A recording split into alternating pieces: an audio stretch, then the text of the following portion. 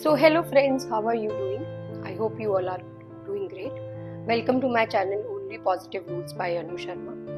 और जैसा कि आप जानते हैं कि मैं हमेशा अपने चैनल पे पॉजिटिव रूट्स के बारे में और ब्रेन अलाइनमेंट और यूनिवर्स के बारे में बात करती हूँ। तो आज हमारा जो सब्जेक्ट है वो है कि हाउ टू बी परसिस्टेंट।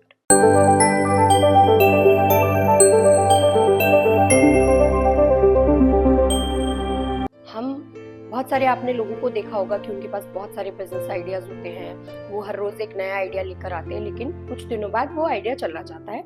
या फिर जिनके भी कोई रेजोल्यूशंस होते हैं और वो पहले एकदम से एक्साइटेड होके शुरू करना चाहते हैं कोई चीज, एंड देन सडनली उनका जो है वो एंथुजियाज्म खत्म हो जाता है और फिर उसके बाद वो बैक टू स्क्वायर आ जाते हैं। तो ये हमारे इमोशनल पैटर्न्स होते हैं। And again as I promised you, as I promised in all my episodes, that मैं हमेशा आपको साइंटिफिकली ही प्रूफ दूंगी। It's not only that I am just saying it for the heck of it. So behaviour pattern क्या होता है कि हमें सडनली एक आइडिया आता है। फॉर एग्जाम्पल, अगर आप जॉब करते हो तो आपको एक दिन सुबह उठ के आइडिया आता है, oh my God, I have got a good business idea. For example, मुझे क्लाउड किचन शुरू करना है। आजकल लोग कितना सारा पैसा कमा रहे हैं क्लाउड किचन से, क्या है, घर से ही तो शुरू करना है। एंड मे बी मुझे यूट्यूबर बनना है, क्या है, सब लोग कोई भी कंटेंट डाल रहे हैं, वायरल हो रहे हैं, तो चलो मुझे भी करना है। और एक साल के अंदर मैं इतने पैसे कमा लूंगा या कमा लूंगी। या मुझे अरे अकेले नहीं रहना है, मेरा पुराना रिलेशनशिप खराब हो गया, अभी मुझे एक नए रिलेशनशिप में जाना है, चेंज चाहिए लाइफ में, और फिर नए रिलेशनशिप में मैं बहुत सारी मेमोरीज बनाऊंगा या बनाऊंगी। सो बट कुछ टाइम बाद हम क्विट कर देते हैं। सो बेसिकली जो हमारी जो फर्स्ट स्टेज होती है उसको हम बोलते हैं अनइन्फॉर्म्ड एंथुजियाज्म और uninformed optimism.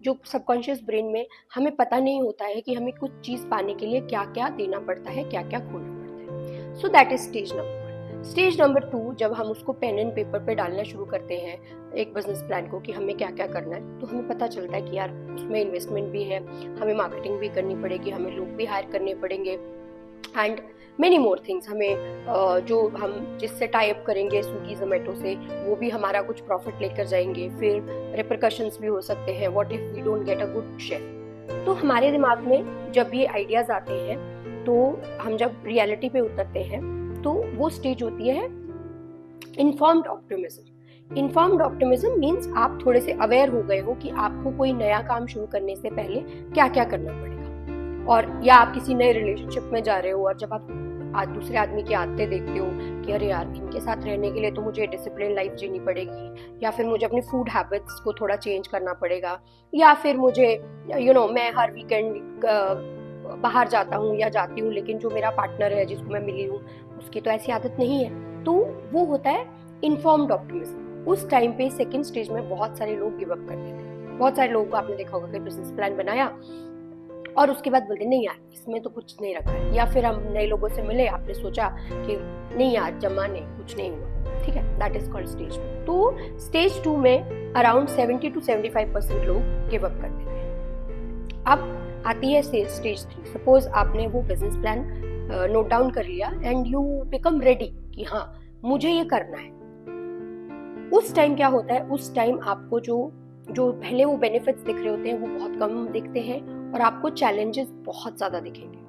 That for example कि अगर आपको क्लाउड किचन का बिजनेस करना है, यूट्यूब का करना है, तो कंसिस्टेंसी बहुत जरूरी है। बिकॉज यूट्यूब वीडियोज में क्या होता है, कभी कभी आपके व्यूज नहीं आएंगे, व्हाट इफ ना आए, व्हाट इफ आपका चैनल वायरल ना हो, व्हाट इफ लोग आपकी बात को पसंद ना करें। या क्लाउड किचन में कि व्हाट इफ अगर यार खाना अच्छा नहीं बना, या हमारे साथ तो इतने सारे कॉम्पिटिटर्स हैं। आपके दिमाग में प्लान है, आपको क्या करना है, उसको बोलते हैं डिसअपियर ऑफ वैल्यू। तो आप उस टाइम तीसरी स्टेज में भी क्विट कर जाते हैं। अगले 5 से 7% लोग जो है वो थर्ड स्टेज में डिसअपियर ऑफ वैल्यू में डिसअपियर हो जाते हैं और वो आइडिया को गिव अप कर देते हैं, क्विट कर देते हैं। उसके बाद आती है स्टेज 4। जो कुछ लोग होते हैं जो बहुत स्ट्रांग होते हैं इमोशनली, वो स्टेज 4 में जाते हैं और वो चीजों को शुरू करना शुरू कर देते हैं। या फिर आप रिलेशनशिप की अगर बात करते हो तो कुछ लोग होते हैं जो कहते हैं हाँ यार ठीक है, अगर ट्राई करना है तो 100% करना है, लेट्स गो फॉर इट, क्या होगा,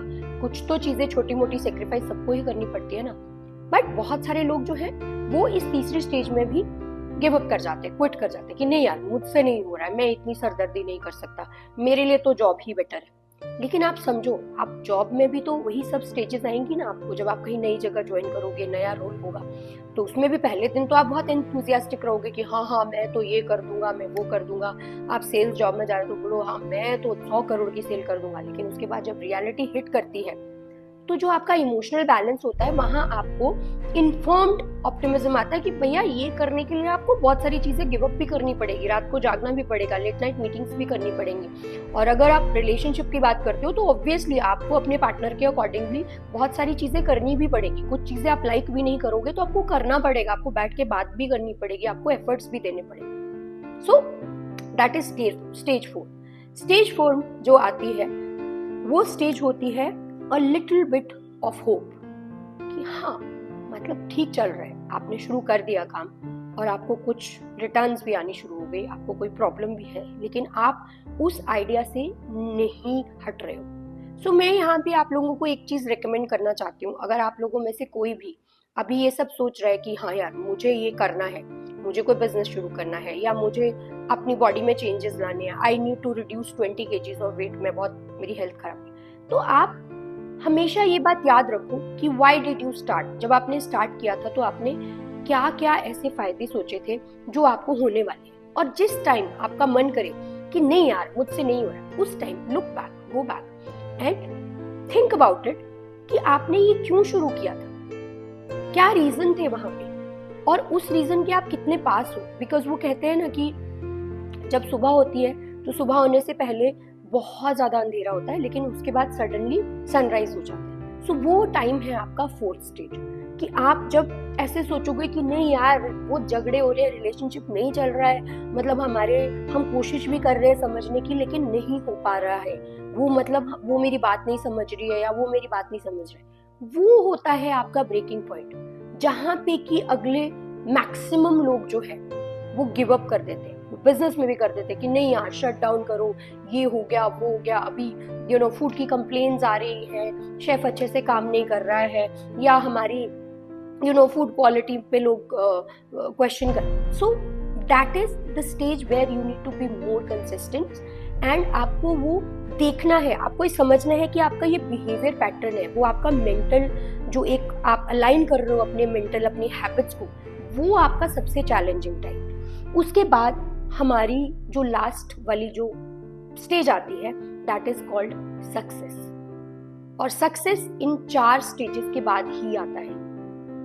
लेकिन वो जब वो लास्ट वाली स्टेज आएगी ना तो उस टाइम आप देखोगे कि हाँ आपका रिलेशनशिप फ्लरिश हो रहा है। जिन आदतों पे पहले आप एक दूसरे से लड़ रहे थे, झगड़ रहे थे और आपको समझ नहीं आ रहा था कि यार मुझसे तो नहीं हो पाएगा, उन्हीं आदतों पे आज हंस रहे हो आप कि यार इतना इजी था ये करना। और आप अगर बिजनेस कर रहे हो तो जब आपको प्रॉफिट आना शुरू होता है और आप चीजों को समझने लगते हो कि प्रॉब्लम कहाँ है, अगर कोई क्राइसिस भी आया है तो उसको कैसे हैंडल करना है, तो आप अपने काम में, अपनी लाइफ में, अपनी अगर आपको बॉडी चेंज करनी है, अपनी हेल्थ हैबिट्स चेंज करनी है, तो वो जब आप 5वीं स्टेज पे जाते हो ना सक्सेस पे, तब पीछे मुड़ के देखते हो यार it was not that difficult. But difficult क्या है? डिफिकल्ट है कंसिस्टेंसी। और जो 5th स्टेज होती है वो बहुत अमेजिंग होती है।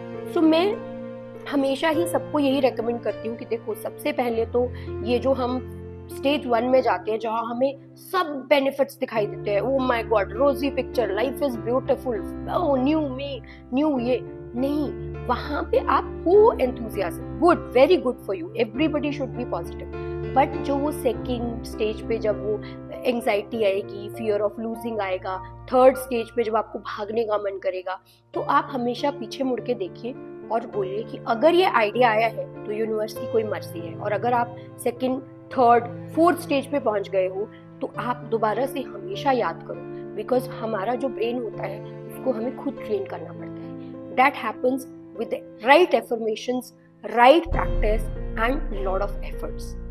सो कहने का मतलब ये है कि आप लाइफ में किसी भी एस्पेक्ट को देख लो, चाहे आपका रिलेशनशिप है, आपका बिजनेस है, आपके सेल्फ गोल्स है, आपकी ईटिंग हैबिट्स है या आपकी एक्सरसाइज करने की चाहत है, वो सब इन 5 स्टेजेस के बाद जाएगी। तो आप इन 5 स्टेजेस को हमेशा याद रखें and don't be a quitter, be be a fighter always, and always say thanks to universe, because that's what makes us aligned, that's what makes us successful. तो फ्रेंड्स, आज के लिए इतना ही, और अगले एपिसोड में फिर से आपसे बात होगी. Meanwhile you can support, please suggest. आप अगर कोई नई वीडियो बनाना चाहते हैं, आपके दिमाग में कुछ है, you are going through something which you are not able to achieve, of course I will study on that and I will make an episode. Thank you so much and say thanks to universe.